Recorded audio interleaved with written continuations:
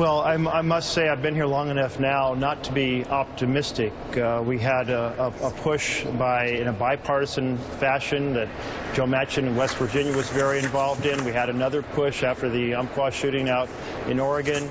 But the votes don't appear to be there. But absolutely, it should be debated. It should be fully discussed. And we also, if I could just pivot a little bit down to Florida, I think it's important for folks to realize that the type of hate and prejudice that motivated this individual is still fed by the discrimination that we have in so many states. In Florida, you can be fired from your job because you are gay or lesbian. You can be kicked out of a restaurant or a theater. You can be kicked out of rental housing.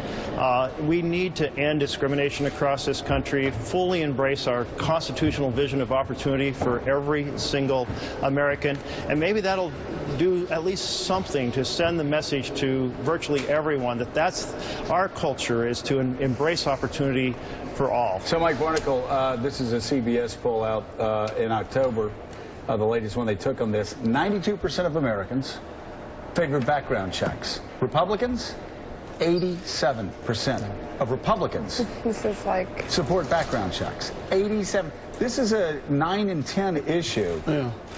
For even Republicans. It's not a 90-10 issue in the United States Senate, though. 54 United States Senators voted against, the right for the FBI to arrest people who were on the watch list trying to buy a gun. They rejected it 2 years ago, the day after San Bernardino. But, Senator, before we let you go on another topic, later today, your guy, Bernie Sanders, is scheduled to meet with Secretary Clinton.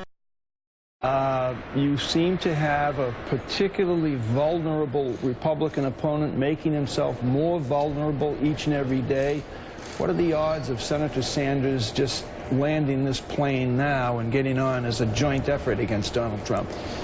Well, in fact, he said he'd run his campaign through the D.C. primary, and that D.C. primary is today. There are memos being exchanged between the parties. The conversations are underway, and they need each other. For the big ideas that Bernie Sanders put forward that resonated so powerfully in the grassroots to be advanced, they need to be woven into the DNA of the party and into the presidential campaign.